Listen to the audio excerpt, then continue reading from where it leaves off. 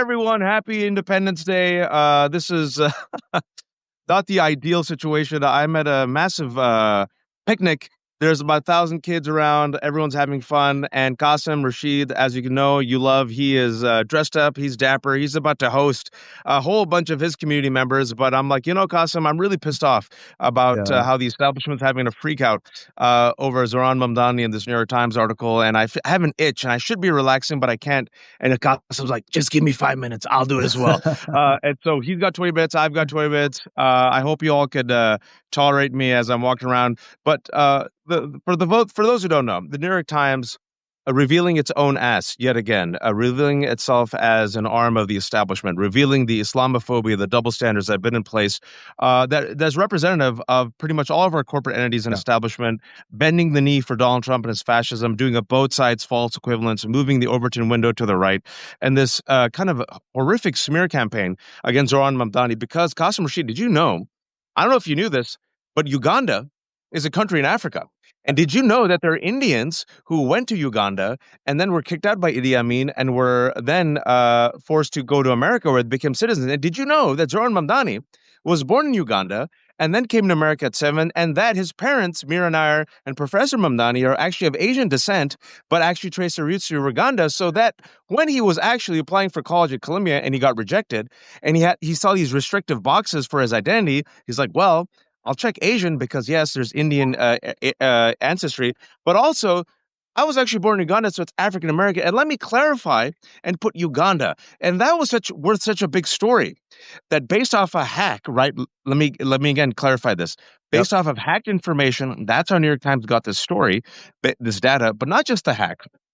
They got this off of a right-wing white supremacist eugenicist who they didn't want to identify, but they kept his Twitter name, and they relied upon this right-wing white nationalist, racist eugenicist who just like 2 weeks ago was talking about brain sizes and, Yep.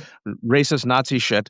Yep. And they relied upon him for this information. But speak about the double standard, Qasim, they refused to talk about the J.D. Vance dossier that was also a result of the hack that Iran did, because we don't want to talk about hacked information. We're not going to rely on that evidence. Yep. So with all that, we had then yesterday, I think his name is Sean McGuire from my hometown, the Bay Area, a partner at Sequoia, openly say the Yeah. most racist shit possible about, Saw that. look, this is what their people, they're untrustworthy. Nothing's happened to him. And now we're having a meltdown. I did a tweet yesterday talking about, this tweet has gone viral, how New York Times doesn't realize how it has pissed off so many people.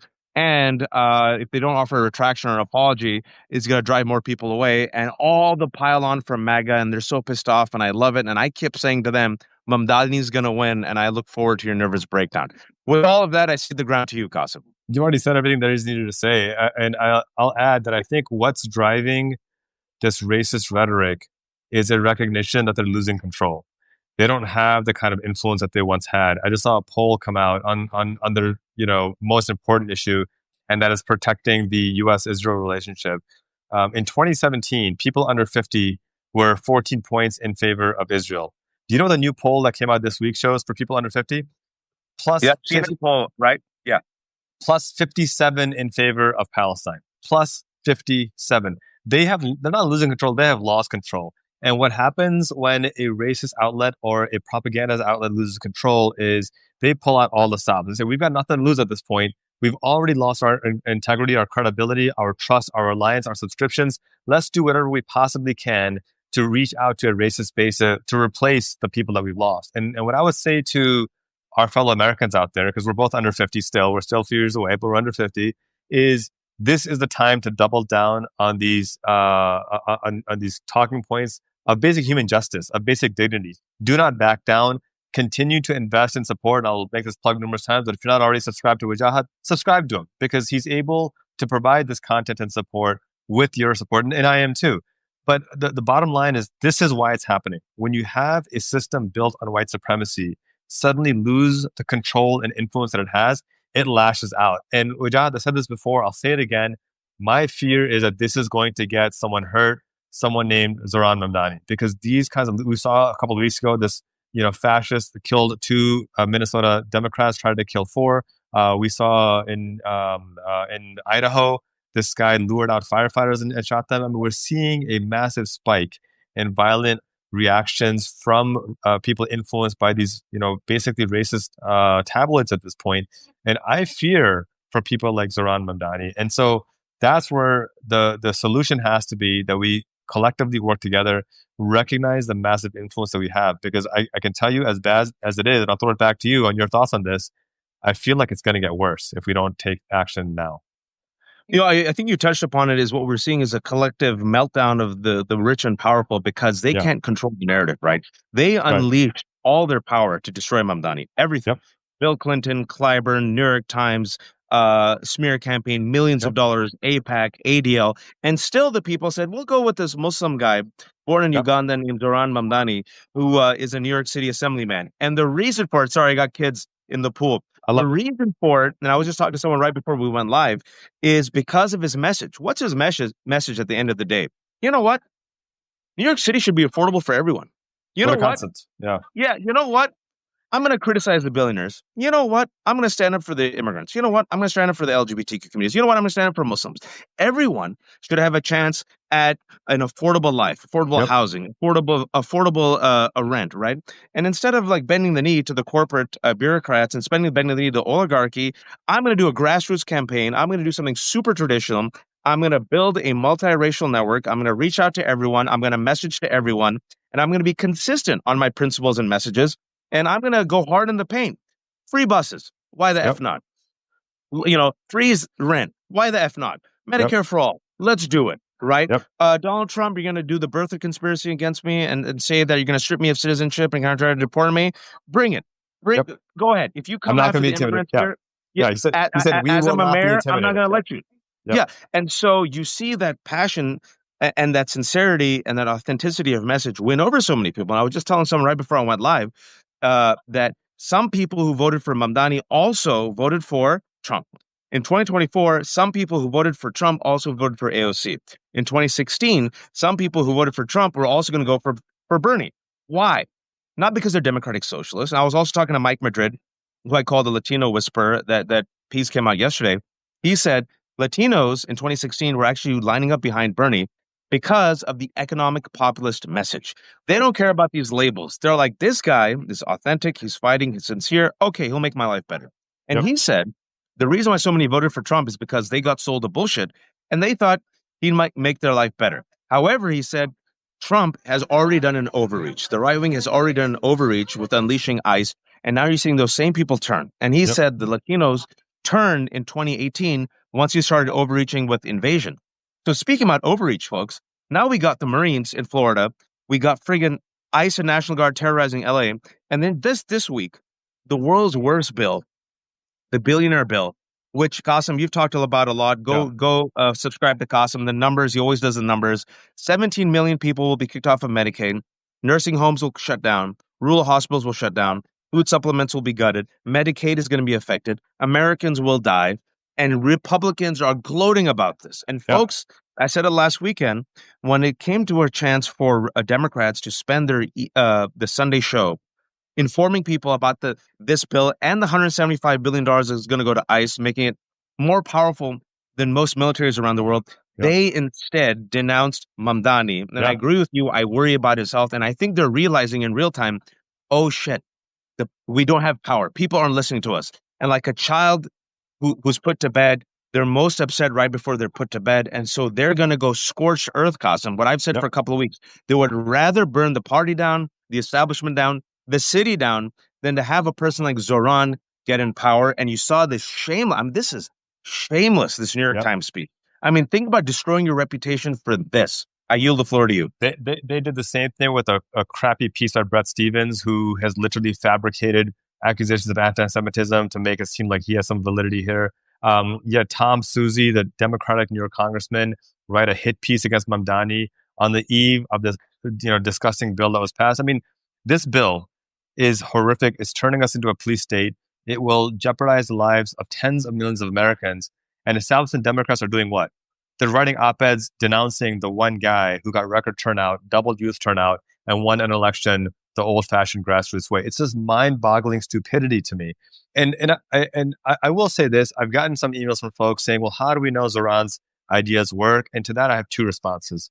One, well, until and unless the Democrats or the people who oppose him can actually refute it on logic and facts, the fact that they're attacking his character and not him tells you that they know that his ideas work, right? If his ideas were cockamamie, nonsensical, they would be able to dismantle them easily, but they can't. And that's why they're making this crap up. And what's so frustrating about the Democratic attacks that are being made is that when you saw the Republican attacks come out, they were indistinguishable from the Democratic attacks. You know, Republicans called him an Islamic jihadist terrorist. Kirsten Gillibrand said the exact same thing. Republicans said, we're not really sure he's an American. Democrats are saying, well, we're not sure if we can endorse him. We can't trust him. It comes from the same bigotry. That's my first answer. The second answer is we know Mamdani's economic policies work because they've worked already numerous times throughout American history. The most recent, the state of Massachusetts implemented I think a 2 to 3% tax on millionaires. And in the last 3 years, you know what's happened with Jahat? Massachusetts has become the top 10 most affordable states in the country to live. Poverty is in the bottom 10. And the number of millionaires, you know, I'm talking about, oh, the millionaires are going to leave if you do that. The number of millionaires has increased 50%. Because when you give more money to working people, guess where they spend it? They spend it locally. And small businesses and mid-sized businesses grow dramatically, and it creates even more millionaires. And if you tax them more, it's a positive cycle.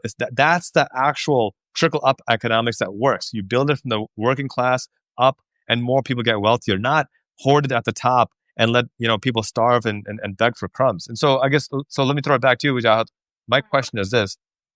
I know folks ask me, what do we do to fight back against this propaganda, against this disinformation, against these attacks? You and I have platforms and we're talking and screaming our heads off. What can ordinary folks do? What do you want them to be doing in this situation to make sure we protect leaders like Zoran and we elect more people like Zoran as well?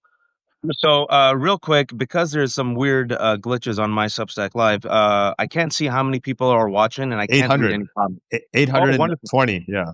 So forgive me, and I usually try to call you all out and answer the questions and give shout outs, but I can't see anything because my Substack has the glitch, but they're trying to fix it. What I will say is this: is I had Glenn on yesterday, Glenn Kirshner, and that post went pretty, was well respected, and we talked about this. Qasim is first and foremost, if you and Glenn shared my belief about the following: Glenn is a federal prosecutor, and Glenn agreed with me that the end game of Donald Trump and what we've seen with this bill and the infusion of $175 billion to ICE, which I think Democrats should have been talking about for 2 weeks, is Donald Trump now has his personal army, his Gestapo. And if you don't believe me, folks, the day before July 4th, in the evening, it was announced that he's going to unleash 200 Marines. Where? Not against our enemies abroad, but to help ICE in Florida. We're seeing thousands of agents terrorize Los Angeles community members, not just undocumented immigrants, but immigrant citizens, right? What's going to happen? What's the kids are having fun. Sorry. What's going to happen is if they get more desperate, if it looks like they're losing elections, my take on this, and he agreed with me, is we're going to see him declare some sort of emergency, him say, you know what? The power invested in me as a commander in chief, I have to declare martial law, and I'm going to punt. I'm going to punt the elections, right? So I said this out loud, and Glenn agreed with me. He goes, yeah, that's what I think, God forbid, will happen. That's the end game, full authoritarianism. But, folks, we have the numbers. There are more of us than there are of them. Let me repeat. There are more of us than there are of them, 330 million. And when we flex grassroots, we make changes. So speaking with, just keeping to LA, Glenn agreed with me. If we rely upon the Democrats to save us, we're effed, Gossip. Yep. If we rely upon the institutions, we're effed. Everyone wants to outsource saving democracy to like Iron Man and the Avengers. They ain't coming to help us. It's up to us. So in LA, it was the grassroots. The leaders came out. They put pressure on the LA Dodgers. LA Dodgers kicked out ICE. LA Dodgers then gave $1 million to immigrant rights communities. The No Kings rally, grassroots folks, right? White folks came out, right? We're going to have full hands on deck, 10 toes down. Friggin' everyone come out and use their superpower because democracy is a contact sport and everyone has to participate. So I need people to use their voice, their platform on Twitter, on Facebook, inform their family members, run for office locally, essentially go out, protest. And also, what I've always told people is the color that trumps all other colors in America is the color green. We've seen in the past 6 months that people using their dollar, right, both to punish and to attract has helped. I'll give you an example for those who think I'm being hyperbolic. The law firms who, like the New York Times and all these other billionaires, bent the knee to Donald Trump. As a result of their capitulation, corporations are moving away from them because they realize any corporation that works with them is tainted. So now these corporations don't give a shit about us, Qasim. They just care Yep. about their reputation. Bottom line, are like, I can't deal with you because people are moving their dollars away from us. Yep. Costco, their money has gone up. Target, their money has gone down. And also, final thing I'll say before I hand it over to you, I know hit dogs holler because this tweet that I did, oh man, it has pissed them off.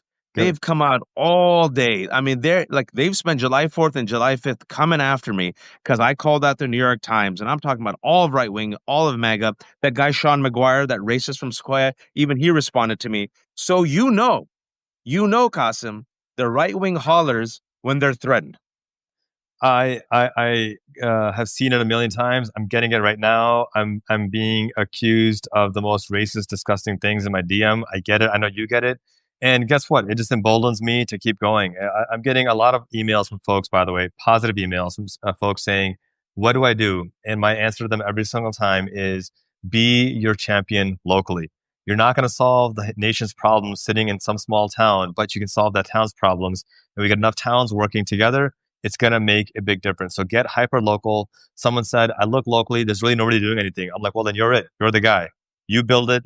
And I promise you, people will come. There's so many folks waiting by the wayside, watching for somebody else to step up. There's a phenomenon whenever a tragedy happens. It's called the bystander effect. Someone watches somebody getting mugged or beat or stabbed, and they all wait for someone else to call 911. Don't be the bystander. Don't let the bystander effect, because we're watching our country being mugged and beat and destroyed. Be the person who stands up and says, I am going to start to organize and activate. I'm sure there's folks around there already doing it. If there's not, you be that person. If you need help on how to get started, there are a million resources, from Working Families Party, from Run for Something, from Indivisible, that you can jump into and pick up. You don't need to reinvent the wheel. You just need to push the wheel. So I got to go in now, actually, but I did want to say that. And for those who are able to support and subscribe, whether it's for free or as a paid subscriber, it goes a long way. None of my content is behind a paywall. None of what Jah's content is behind a paywall. As he says beautifully, we are terrible capitalists, but we do love the humanity that each of you bring. And for those of you who can't support us, we love you, whether it's paid or free. But keep fighting. Don't give up. Folks, thank you so much, Qasim. I just want you to see how I'm dressed. I'm dressed like this for a party and a nice barbecue. My wife told me that only 20 people will be coming. Everyone's dressed like they're going to a wedding. Everyone looks nice. I look like, yeah.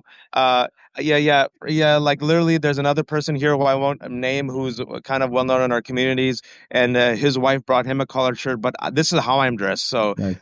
thank you, Sarah. But the kids are here. Enjoy your Saturday. But I really appreciate Qasim coming on at the last What's up, second. brother? Poor Qasim. He has an event he has to run to literally. But we're here. It's a left hook and also Qasim's Substack. Everything is for free. No paywalls. We depend on the kindness of strangers. If you can subscribe, please do. If you have a few bucks, please give it. If not, it's okay. But folks, it's full contact sport. All hands on deck. Everyone has a voice. Everyone has a superpower. And I appreciate Qasim joining me literally at the last second. I'm sorry for all the chaos behind me. I got kids running around. But please, if you can, be kind, be decent, be empathetic, be informed, and don't be a fascist. Qasim, thank you so much, man, for taking the time at the last second. Peace out, See you brother. soon, inshallah. Love you. Take care. Welcome.